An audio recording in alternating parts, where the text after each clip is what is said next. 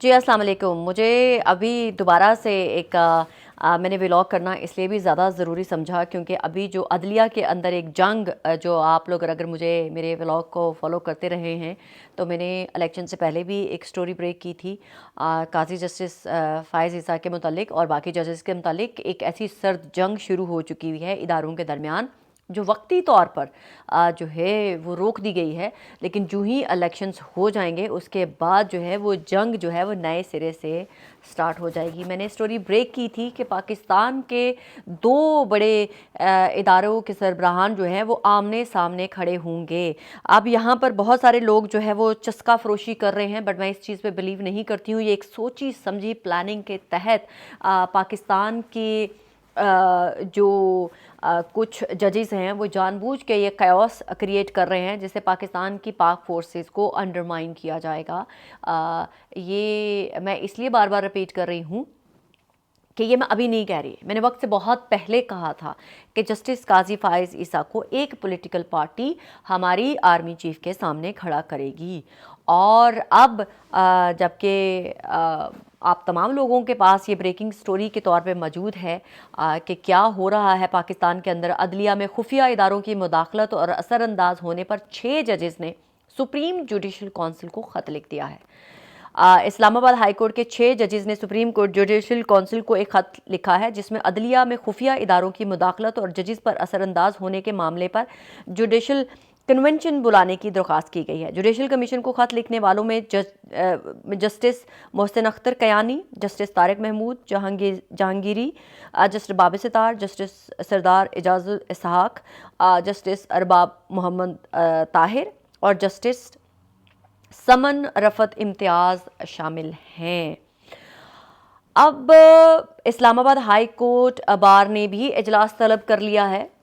Islamabad high court के जो जजेस हैं, चीफ जस्टिस को ख़त लिखकर उन्होंने ऐसे इंकशाफात ब्रेक करने की कोशिश की है कि जैसे पाकिस्तान के अंदर जुडिशरी को मैनिपुलेट किया जा रहा था। और ये अभी की नहीं है, ये 2023 की बात की जा रही है, यानी कि इमरान खान साहब की हुकूमत जा चुकी हुई थी और हमारा जो उस वक्त का हुकूमत थी जिसको हम पीडीएम गवर्नमेंट बोलते हैं, जिसमें तमाम पाकिस्तान की पॉलिटिकल पार्टीज़ शामिल थी, जिसमें वज़ीर आज़म थे शहबाज शरीफ साहब। उस दौर से मुतल्लिक जो है जजेस ने कहा है कि उन्होंने इस खत में उन बुनियादों को कौम और सच की निगाहों में बेनकाब कर दिया है जिसमें बिलखसूस 23 माह से मुल्क में जारी गैर आइनी, गैर कानूनी और गैर जमहूरी बंदोबस्त का पूरा ढांचा इस्तेमाल किया गया था। जो है इसमें यह भी कहा गया है कि अवाम, अहले सियासत, अदलिया और इंतज़ामिया अफसरान समेत माशरे का हर तबका जो है वो इस रिवायत में बढ़ चढ़ कर हिस्सा लेता रहा है। यानी कि जजेस हमारे मैनिपुलेट हो रहे थे, उनसे अपनी मन मर्जी के फ़ैसले किए जा रहे थे, ये उन जजेस ने लिख कर बताने की कोशिश की है। उस वक्त भी हमारे कुछ जजेस ने इस्तीफ़े दिए थे, उस वक्त भी जजेस के ऊपर प्रेशर था, गवर्नमेंट की तरफ से बहुत ज़्यादा प्रेशर था, एक प्री प्लान लॉबिंग के थ्रू जजेस को प्रेशराइज़ किया गया और उनसे इस्तीफ़े लिए गए। अब मैं यहाँ एक चीज़ पूछना चाहती हूँ, जजेस के ऊपर प्रेशर कौन डाल रहा था? क्योंकि अगर मैं सोशल मीडिया देखूँ उस वक्त तो वो हुकूमती सोशल मीडिया, स्पेशली प्रो नून लीग सहाफ़ी जो थे वो बहुत ज़्यादा ताबड़तोड़ हमले कर रहे थे पाकिस्तान की जुडिशरी के ऊपर। पाकिस्तान के जजेस को मेलाइन किया जा रहा था, उनकी फैमिली के नाम ले लेकर उनको मेलाइन किया जा रहा था। तो ये कौन करवा रहा था? अगर मैं मान लूँ कि ये जजेस कह रहे हैं कि हमारी एजेंसीज़, हमारे आईएसआई इसमें इन्वॉल्व थी, तो क्या आईएसआई और हमारी पाक अफवाज के कहने से मुस्लिम लीग नून या दूसरी पॉलिटिकल पार्टीज़ के जो सोशल मीडिया एक्टिविस्ट थे या कुछ सहाफ़ी थे वो उनके हाथों में खेल रहे थे? मेरा ये सवाल है। आप लोग मीठा मीठा हप हप कड़वा कड़वा थू तो ना करें। अब हमें भी कुछ जेन्युइन सवाल उठाने हैं कि क्या फिर ये जो पॉलिटिकल पार्टीज़ जो आज रोना रो रही हैं जमहूरियत का, तो ये उन जजेस के ऊपर तोहमत, बहतान लगा रहे थे और यही जो हमारे चीफ जस्टिस है काजी फ़ाइज़ ईसा उन तमाम चीज़ों को एंटरटेन कर रहे थे, उन तमाम चीज़ों को एक्नॉलेज कर रहे थे जो उन जजेस के खिलाफ की जा रही थी। तो क्या हमारे जस्टिस काजी फ़ाइज़ ईसा जानबूझकर उन जजों को मेलाइन करवाने में या करने में शामिल थे, या हमारे चीफ जस्टिस इतने बेखबर थे कि उनको पता ही नहीं था कि पाकिस्तान की जुडिशरी में कौन से जजेस को मैनिपुलेट किया जा रहा है, कौन से जजेस को प्रेशराइज किया जा रहा है? खैर जस्टिस काजी फायज़ ईसा जो हमारे एक सदीकी साहब थे, जस्टिस सदीकी साहब, उनके हक़ में भी एक फ़ैसला किया उन्होंने, और उन्होंने कहा कि इनको रिटायर्ड तस्वर किया जाए, यानी कि अब वो पेंशन भी ले सकते हैं। और उस वक्त जस्टिस सदीकी साहब ने भी ये पाकिस्तान की ISI के ऊपर इल्ज़ामात लगाए थे। जस्टिस सदीकी ने हमारे जो ISI के उस वक्त के थे DG जनरल फैज़ हमीद के ऊपर बहुत सारे इल्ज़ामात लगाए थे, और लोगों के ऊपर भी इल्ज़ामात लगाए थे। तो अब ऐसा लग रहा है कि वो एक तसलसल, उसका जो एक ब्रेक आया था जिसमें वो दोबारा से शुरू हो गया है। पाकिस्तान की जुडिशरी यूज़ की जा रही है पाकिस्तान के पाक अफवाज और ISI के इदारे के ख़िलाफ़ मैनिपुलेट करने में, उनको मिलाइन करने में। तो ये अच्छा शुगुन नहीं है। मैं यही कहूँगी आप लोगों को। मैंने बहुत पहले कहा था कि पाकिस्तान की जो पॉलिटिकल पार्टीज़ हैं वो खड़ी कर दी जाएंगी पाकिस्तान के आर्मी चीफ के सामने।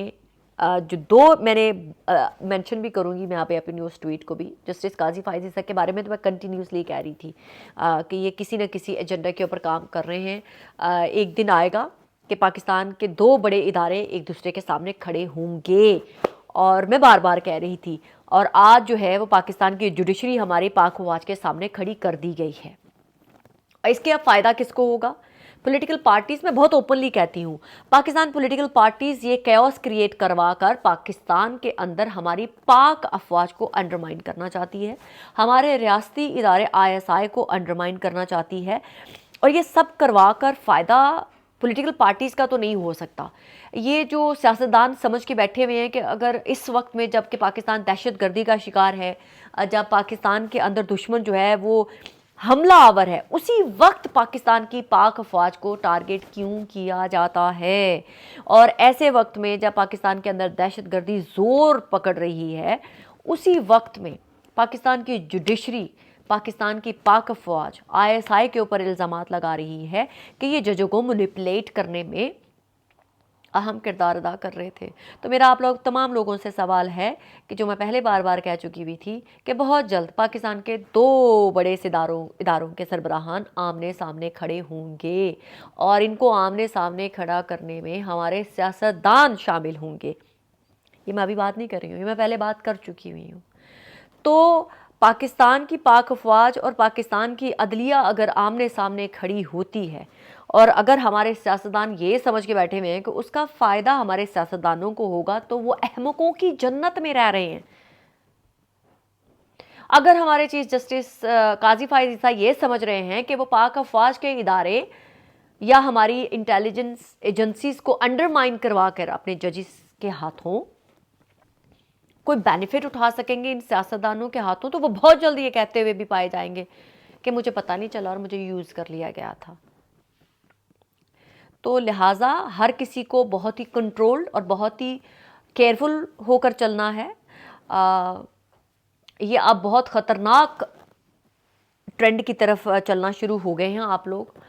लोगों ने तो मुतालबे भी करना शुरू कर दिए हैं कि पाकिस्तान हाई कोर्ट के जो जजेस के इंकशाफात के बाद बेहतरीन मौका है कि जनाब हमारे आर्मी चीफ भी रिज़ाइन कर दें, जस्टिस काजी फायज़ ईसा और DGI जनरल नदीम भी इस्तीफ़ा दे दें, और जो लोग भी गैर कानूनी और गैर आइनी तौर पर मुलव्वस हैं उनको गिरफ्तार कर लें। वाह जी वाह, कितना खूबसूरत नैरियो पेश कर रही है हमारी पॉलिटिकल पार्टीज़ के टाउट और उनके कारिंदे, यानी कि हमारे आर्मी चीफ भी इस्तीफ़ा दे दें, जस्टिस काजी फायज़ ईसा भी इस्तीफ़ा दे दें, और DGI हैं वो भी इस्तीफ़ा दे दें, सब घर चले जाएं, और ये पाक पवित्र हमारे जो सियासतदान नाहल, निकम्मे, निखट्टू, जो सब कुछ इनके फेवर में गया है, अगर पाकिस्तान की अदलिया मैनिपुलेट हुई है तो फायदा किसको हुआ है? क्या हमारे आर्मी चीफ को फायदा हुआ है? क्या हमारे DGI को फायदा हुआ है? क्या हमारी इंटेलिजेंस एजेंसीज हैं उनको फायदा हुआ है? इन निकम्मे निखट्टू सियासतदानों को फायदा हुआ है? अगर अदलिया के जजेस जो है वो मैनिपुलेट हुए हैं तो उनका बराह रास्त फायदा PMLN को हुआ है, उनकी हुकूमत है, पीपल्स पार्टी को हुआ है, उनको फायदा हुआ है। आप ये कहना चाह रहे हैं कि आर्मी चीफ ने जजेस के कान मरोड़ के कहा कि चलो जनाब नवाज शरीफ को क्लीन चिट दे दो, चलो जनाब शहबाज शरीफ और उसके बेटों को क्लीन चिट दे दो, चलो शाबाश आसिफ अली जरदारी को क्लीन चिट दे दो, चलो शाबाश बाकी सियासतदानों को भी क्लीन चिट दे दो। तो कहते हैं जब कोई जुर्म होता है तो उसका बेनिफिशियरी कौन है वो देखा जाता है। हमारी जुडिशरी को कान ट्विस्ट करके हमारी पाक अफवाज ने, हमारी एजेंसीज ने हमारे आर्मी चीफ को फायदा नहीं पहुंचाया। फायदा अगर पहुंचाया तो वो इन सियासतदानों को पहुंचाया है। मियां मोहम्मद नवाज शरीफ साहब के सारे केसेस खत्म हुए हैं, शहबाज शरीफ साहब के सारे केसेस खत्म हुए हैं, जरदारी साहब के सारे केसेस खत्म हुए हैं और तमाम बाकी सियासतदानों के केसेस खत्म हुए हैं और इनके मुखालिफिन को कान ट्विस्ट करने के लिए भी अदलिया यूज हुई है। तो लिहाजा जो गधे ये ख्वाहिश कर रहे हैं कि आप आर्मी चीफ जो है वो इस्तीफा दे दें, इंटेलिजेंस जो है हमारे नदीम अंजुम वो इस्तीफा दे दें, सब इस्तीफे दे दें और इन सियासतदान निकम्मे निखट्टुओं को सर पर ताज बना के रखें, तो फिर बेनिफिशियरी तो ये सारे सियासतदान थे, इनको भी कानों से पकड़ें। वो सारे जजेस ने जो इनके हक में फैसले किए वो अनडू करें और कहें हमसे जबरदस्ती फैसले लिए गए थे, हम इनकार करते हैं इसको तो हम माने। तो लिहाजा ये कुएं के मेंढक बनते ही एकदम से जो कैओस क्रिएट करके पाकिस्तान के दो बड़े इदारे, जो मैं बार बार कह रही थी, आमने सामने खड़े होंगे, तो अब मेरी वो खबर सच साबित हो रही है। पाकिस्तान के दो बड़े इदारे आमने सामने खड़े हो गए हैं। इसके बाद की प्लानिंग अब मैं आप लोगों को कल बताऊंगी कि अब आगे क्या होने जा रहा है। पाकिस्तान जिंदाबाद।